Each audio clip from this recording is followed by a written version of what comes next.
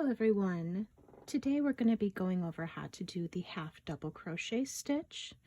So at the end, your finished project, you'll have a stitch that looks something like this.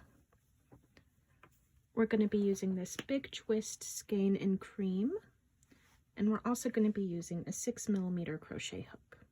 We're going to go ahead and start our project with a slip knot.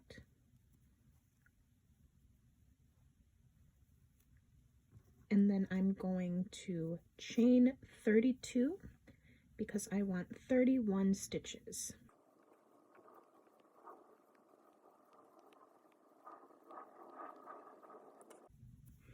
All right, so we've just chained 32. So what we're going to do is we're going to turn our project. So we're going to be working from right to left. So for our first stitch here, we have the loop that is on our hook, then we have this first loop here, and then we have the second chain. So we're going to skip the first one, and we're going to work into the second chain from the hook. So we're going to yarn over with this yarn back here, insert your hook into the chain, and then with the yarn that's back here again, you're going to take your hook, you're going to pull it through the chain. So now you have 3 loops that are on your hook, 1, 2, 3. Then you're going to yarn over, pull through all 3 of those. So let's do a couple more stitches together, and then we can meet at the end. So the second stitch here, we're going to take this yarn, insert your hook into the chain, pull up a loop. You have 3 loops on your hook, yarn over, pull through all 3. Yarn over, insert your hook into the chain, pull up a loop here. You have 3 loops on your hook, yarn over, pull through 3. So it is about in the middle of both a single crochet stitch and a double crochet stitch. So in the double one, you take this yarn at the beginning here and insert, and then in the single one you yarn over and pull through all of the loops that are on your hook.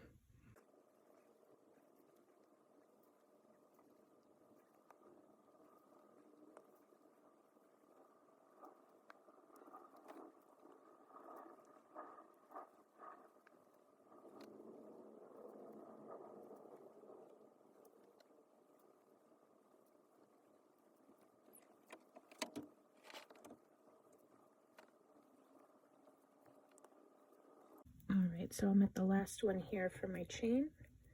So I'm going to yarn over, insert my hook into that last chain, pull up a loop, yarn over, pull through all 3. And then you just want to chain 1, and you're going to turn. So you're going to be working from right to left once again. So now we're going to get started on our second row here. So you can see that there's the post right here, and then here's the stitch up here. So we're going to yarn over, insert into the stitch, and from the top, you know it's the stitch because it has 2 up here. So we're going to take the yarn. Now we have 3 loops on our hook, yarn over, pull through all 3.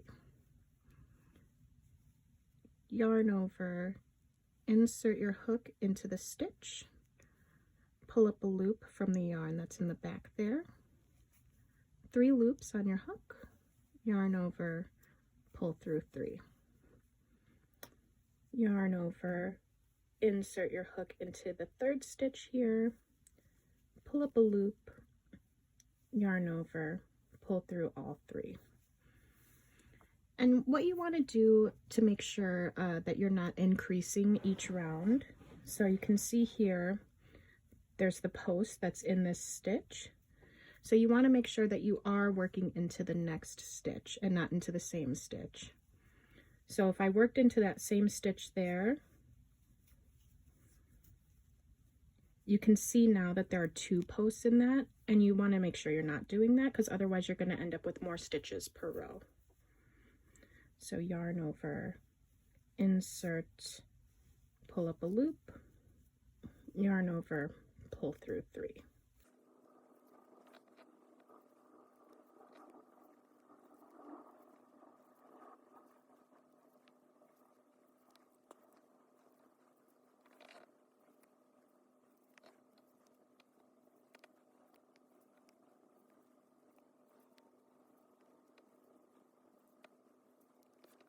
All right, so we're at our last 2 stitches of the second row.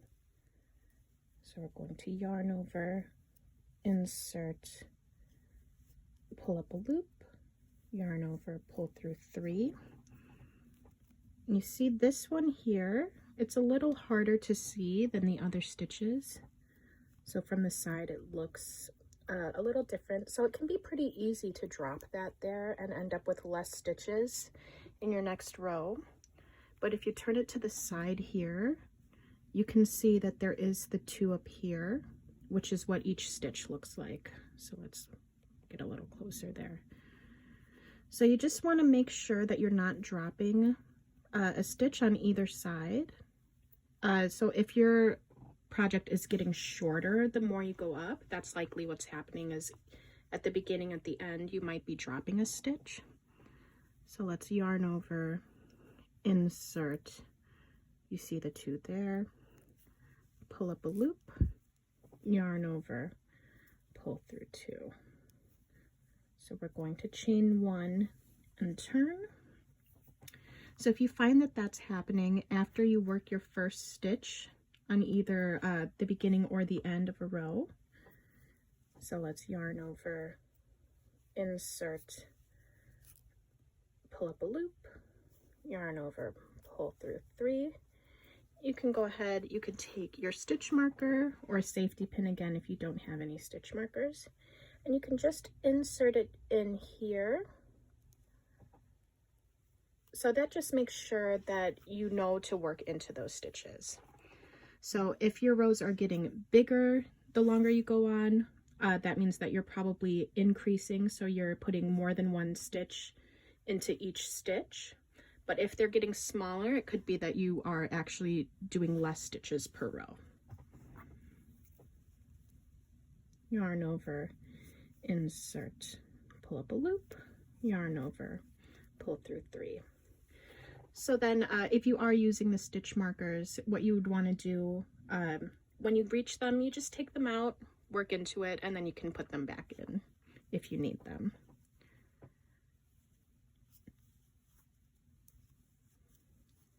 Okay, yarn over, insert there, pull up a loop, yarn over, pull through 3. All right, and I'm gonna go ahead, I'm gonna keep going until I reach my last row, and then we can meet there.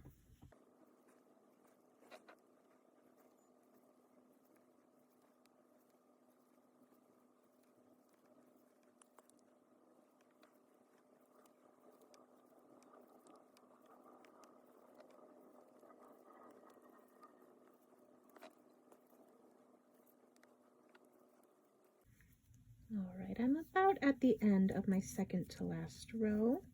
So I'm going to just remove the stitch marker here.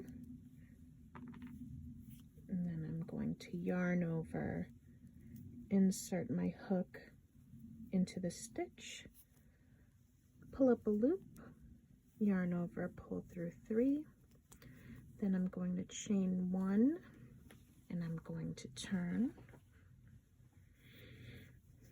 Going to work into the first few stitches here, and then I'll meet you at the end of the row. So we're going to yarn over, insert, pull up a loop, yarn over, pull through 3, yarn over, insert, pull up a loop, yarn over, pull through 3, yarn over, insert into the 3rd stitch, pull up a loop, yarn over, pull through 3, and then I'll meet you at the last stitch here.